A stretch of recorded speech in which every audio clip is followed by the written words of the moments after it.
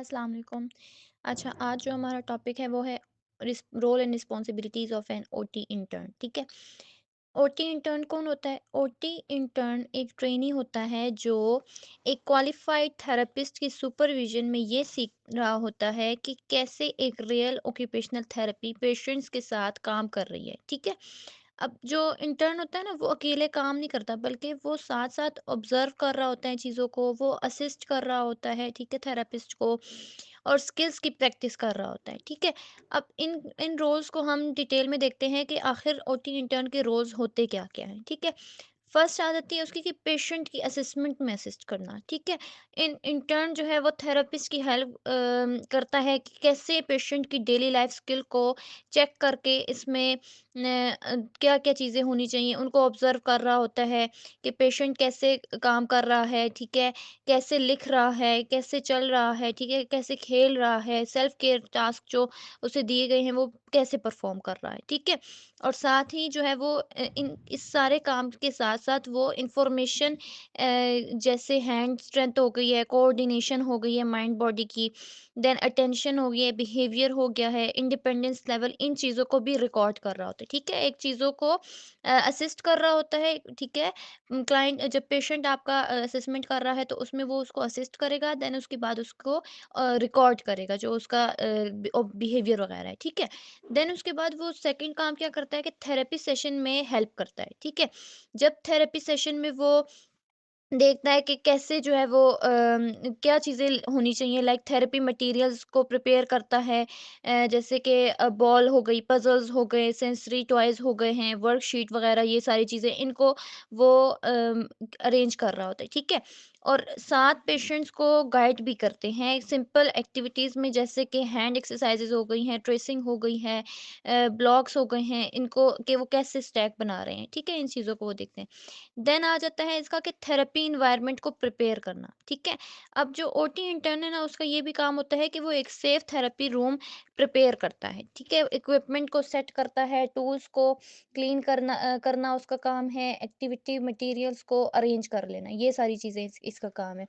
Then उसके बाद आ जाता है उसका कि बेसिक रिपोर्ट्स लिखता है। ठीक है। कि सेशन में हुआ क्या क्या। ठीक है। उसमें पेशेंट की प्रोग्रेस को रिकॉर्ड कर रहा होता है, उसके बिहेवियर को, पार्टिसिपेशन लेवल को, कितना जो है वो उसका पेशेंट या क्लाइंट एक्टिविटी में परफॉर्मेंस कर रहा है या कितनी हद तक पार्टिसिपेशन कर रहा है। ठीक है।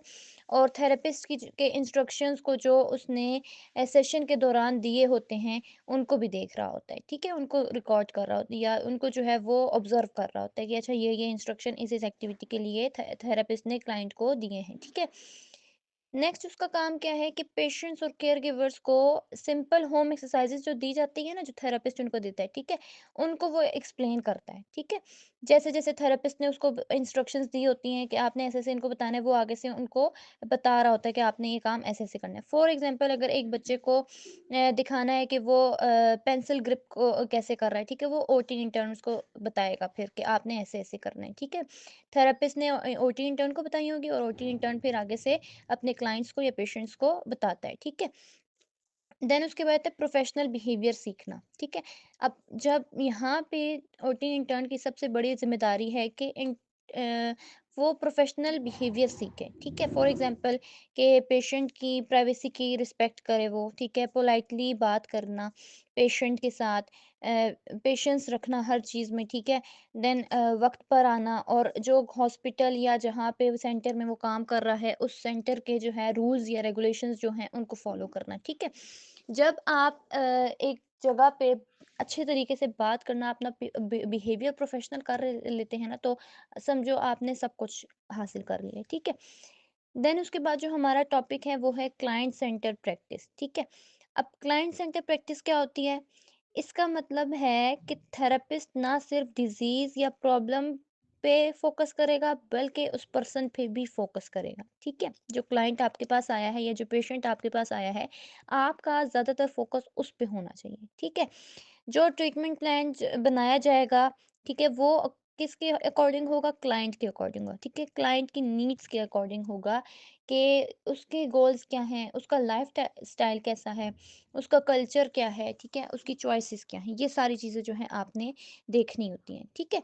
अब जो मॉडर्न रिहैब सेंटर्स है ना, अब आज के ज़माने में इस अप्रोच को बहुत ज़्यादा किया जाता है, फ़ॉलो किया जाता है। क्यों? क्योंकि इससे जो है वो अ, हम स्ट्रॉन्गली सपोर्ट करते हैं, ठीक है? पेशेंट को। और इससे क्या होता है कि रिकवरी इम्प्रूव होती है और क्लाइंट जो है उसका सैटिस्फैक्शन लेवल भी बढ़ जाता है, ठीक है? आपकी उसके साथ जल्दी रेपो बिल्ड हो जाती है। जब आपका अगर फर्स्ट है और आपने उससे पूछ लिया, अच्छा ये ऐसे-ऐसे ही है, और आप उसको ऑप्शंस दो कि आपने कैसे चलना है, ठीक है? आप क्या करेंगे? तो आपका क्लाइंट सेंटर्ड अप्रोच होनी चाहिए आपकी, ठीक है? प्रैक्टिस होनी चाहिए। देन इसका सिंपल मीनिंग्स में क्या है ये कि ये पर्सन जो है, जो आपके पास है, आखिर वो क्या चाहता है, ठीक है? इसे किस चीज़ की ज़रूरत है, बजाय इसके कि आप कहें कि बस ये वाला ट्रीटमेंट है, ये आप करेंगे, ठीक है? आपने उस क्लाइंट के भी देखना है वे ऑफ थिंकिंग को कि वो उसकी क्या ओपिनियंस है, उसकी क्या राय है, ठीक है? अब थेरेपी में जो है वो एक्टिव, क्योंकि पार्टिसिपेंट कौन होता है? जो आपके पास क्लाइंट होता है वो होता है, ठीक है? इंस्ट्रक्शंस लेने वाला वही होता है, तो आपने उसको देखना है, ठीक है? देन आ जाता है कि अब ओटी में ये कैसे काम करता है, ठीक है? Client centred approach. ओटी में जो थेरेपिस्ट है ना, वो क्लाइंट के साथ बात करता है और अंडरस्टैंड करता है कि कौन सी एक्टिविटीज़ डिफ़िकल्ट हैं, ठीक है? क्लाइंट के लिए कौन से गोल्स हैं जो इम्पोर्टेंट हैं, कौन सी लाइफ के लिए ऐसी लाइफ कौन सी है जिसके लिए क्लाइंट रिटर्न करना चाहता है, ठीक है? फॉर एग्जांपल अगर आप उससे उसका इंटरेस्ट पूछें कि अच्छा अब ऐसी कौन सी चीज़ है जो आप पहले कर सकते थे लेकिन आप अभी नहीं कर सकते, वो कौन सी चीज़ है जिसकी तरफ आप जाना चाहते हैं, ठीक है? अब इसमें क्या है कि आपने उसके बाद फैमिली सिचुएशन देखनी है क्लाइंट की, ठीक है? और पर्सनली क्लाइंट क्या प्रेफ़र करता है, इन क्वेश्चंस की बेस पे जो है वो थेरेपी एक्टिविटीज़ करवाई जानी चाहिए, ठीक है? जब आप इन क्वेश्चंस को आंसर लेंगे ना, तो उसके बेस पे फिर आपने डिसाइड करना है कि कौन-कौन सी एक्टिविटीज़ इसको परफ़ॉर्म करवानी है, ठीक है? या आप उसके ऑप्शन रखते हैं कि ये ऐसी-ऐसी एक्टिविटीज़ है, आपने क्या करना है इसमें से, ठीक है? अब एक एजेंट, फॉर एग्ज़ाम्पल एक एजेंट वुमन है, उनके वीक हैंड्स हैं, ठीक है? अब अगर therapist non client centre approach को फ़ॉलो करेगा ना, तो वो क्या करेगा कि ओनली उससे जनरल हैंड एक्सरसाइज़ेज़ देगा, ठीक है? और वो क्लाइंट जो है वो बस करता रहेगा उनको। लेकिन अगर आप क्लाइंट सेंटर्ड अप्रोच से काम करते हैं, तो थेरेपिस्ट सबसे पहले उसे पूछेगा कि वो क्या करना चाहती है, ठीक है? फॉर एग्ज़ाम्पल आपने क्लाइंट से पूछा कि आप क्या ऐसा करना चाह रही हैं जो कि पहले आप करती थी बहुत शौक से, लेकिन अब आप अपने हैंड की प्रॉब्लम की वज़ह से नहीं कर सकती। तो क्लाइंट आपको जवाब देती हैं कि भई मैं अपनी फैमिली के लिए कुक करना चाहती हूँ, ठीक है? मुझे सुकून आता था जब मेरे घर वाले मेरे हाथ का बना हुआ खाना खाते थे, तो मुझे खुशी होती थी कि ये लोग सैटिस्फाई हैं मेरे कुकिंग से, या उनकी फेसेस पे जो खुशी मैं देखती थी मुझे खुशी होती थी, ठीक है? तो अब थेरेपी में क्या किया जाएगा कि जो क्लाइंट को क्या सिखाया जाएगा, किचन टूल्स को यूज़ करके ग्रिप ट्रेनिंग दी जाएगी उसको सबसे पहले, ठीक है? फिर उसको हम लोग जार ओपनिंग करवाएँगे, उनकी प्रैक्टिस करवाएँगे। देन सेफ चॉपिंग मेथड से हम लोग उसको चॉपिंग करवाएँगे, ठीक है? उसको ये चीज़ें सिखानी होंगी। क्यों? क्योंकि आप देखें किचन के टूल्स को ग्रिप करना, अब वीक हैंड्स है तो वो उसकी ग्रिप भी ख़राब हो जाएगी, ठीक है? तो आप ये प्रैक्टिस करवाएँगे, ये ट्रेनिंग करवाएँगे उनको। देन जार ओपनिंग क्यों ज़रूरी है? क्योंकि जब मसाले के डब्बे या जो भी इस तरह की चीज़ें हैं खाना बनाने के लिए, ये चीज़ें ज़रूरी हैं ना, तो आपने ये चीज़ें उनको सिखानी है, ठीक है? एंड देन उसमें आ जाता है खाने बनाने में चॉपिंग आ जाती है फिर, ठीक है? चीज़ों को काटना, सब्जियाँ वगैरह, सही है?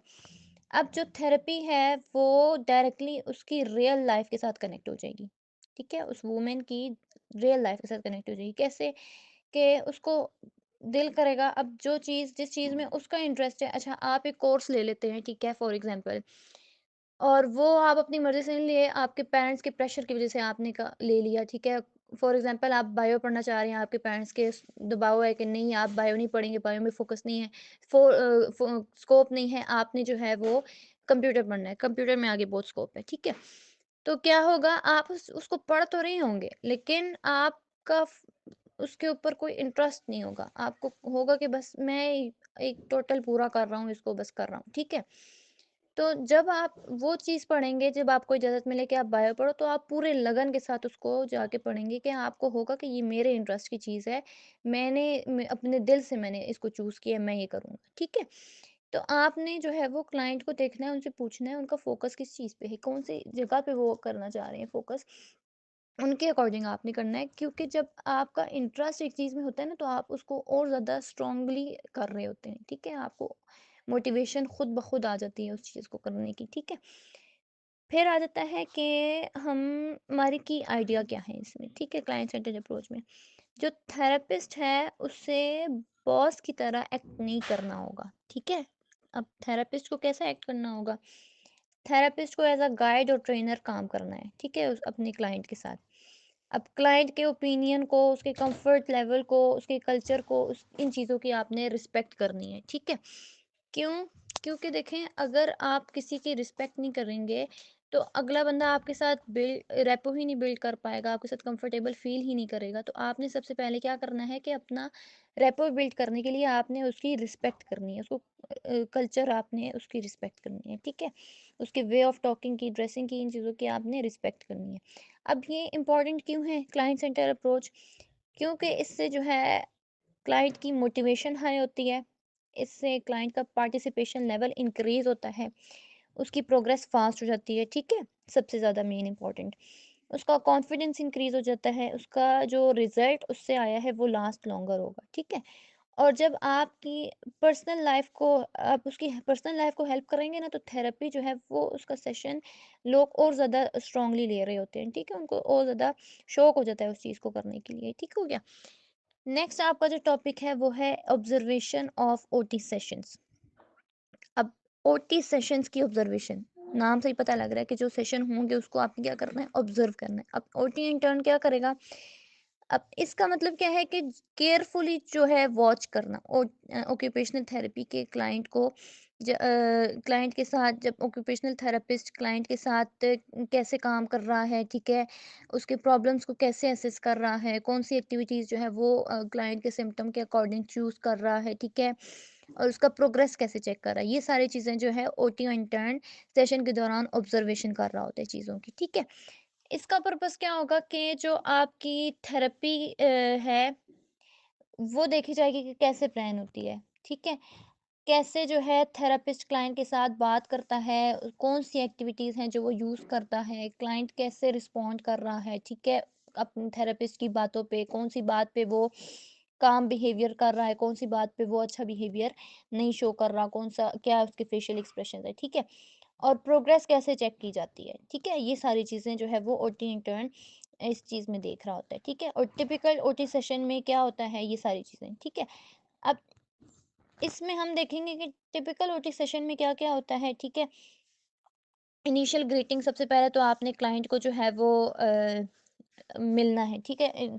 अ, उसके साथ रैपो बिल्ड करनी है। रैपो कैसे बिल्ड करेंगे? अच्छा, आपने क्लाइंट से ना थोड़ा फ्रेंडली वे में बात करनी होगी, ठीक है? आपने उससे पोलाइटली बात करनी है, आपने उससे कंफर्टेबल करने के लिए आपने पूछना है कि आपका दिन कैसा था? आपका मूड जो है वो कैसा है, ठीक है? आपने उसको सिंपल क्वेश्चनिंग के थ्रू आपने उसके साथ ट्रस्ट बिल्ड करना है, ठीक है? फिर आपने क्या करना है कि प्रीवियस जो प्रोग्रेस है उसका रिव्यू लेना है, ठीक है? जो कल आपके उसके साथ सेशन हुआ है, आपने उससे पूछना है कि भई हाँ, लास्ट सेशन का क्या इम्प्रूवमेंट आई है, ये सारी चीज़ें आपने देखनी होती हैं, ठीक है? फॉर एग्ज़ाम्पल आपने अगर एक बच्चे को ग्रिप पेंसिल ग्रिप करने की प्रैक्टिस दी हुई थी, तो आप अगले दिन देखेंगे कि उससे घर जाके जो उसने प्रैक्टिस की है, उससे क्या इम्प्रूवमेंट आई है, ठीक है? आपने जो है वो थेरेपी की एक्टिविटीज़ देखनी है। अब इसमें सेशन का जो है मोस्ट इम्पोर्टेंट पार्ट है, ठीक है? आपने क्लाइंट को के ऊपर डिपेंड करते हुए एक्टिविटीज़ को चूज़ करनी होती हैं। क्लाइंट को जो है उसके अकॉर्डिंग, उसके सिम्पटम्स के अकॉर्डिंग आपने करनी होती हैं, ठीक है? आपने क्लाइंट को देन क्या करना है लास्ट में, कि जब क्लाइंट का सेशन का एंड होगा ना, तो आपने क्लाइंट को नेक्स्ट जो आप कल उसको एक्टिविटीज़ करवाएँगे ना, आपने उसके बारे में उसको बता देना कि भई कल हम लोग ये एक्टिविटीज़ जो है वो परफ़ॉर्म करेंगे, ठीक है? इससे क्या होगा कि क्लाइंट एक प्रिपेयर्ड माइंड के साथ आएगा कि अच्छा, मैंने ये चीज़ें करनी है, ठीक है? फॉर एग्ज़ाम्पल अगर आप स्कूल में पढ़ा रहे हैं और आप अपने स्टूडेंट्स को एक बता रहे टॉपिक कि भी हम लोग कल इस टॉपिक की रीडिंग करेंगे, ठीक है? और वो टॉपिक उन्होंने आपको 1-2 दिन पहले बताया था कि मैम हम कब इस टॉपिक की रीडिंग करेंगे, हमारे एक की पिक्चर्स देख के लग रहा है कि ये बहुत मज़े का है, ठीक है? और आप उनको बता दें कल हम लोग इसकी करेंगे जिसका आप लोग कह रहे थे। तो बच्चे जो है अगले दिन बड़े आपकी पीरियड के लिए एक्साइटेड होंगे, आपके लेक्चर के लिए कि अच्छा मैम ने आज हमें ये वाली रीडिंग करवानी है, पता नहीं इसमें क्या-क्या है, ठीक है? तो आपने उसको एक्टिविटीज़ बता देनी तो प्रिपेयर माइंड के साथ आएँगे। मेबी उनमें ऐसी चीज़ें हों जो उनको पसंद हो और वो कहें कि हमने ये ऐसे-ऐसे करना है, ठीक है? तो आज का आपका ये लेक्चर यहाँ पे ख़त्म होता है, कल इंशाल्लाह हम लोग नेक्स्ट पढ़ेंगे।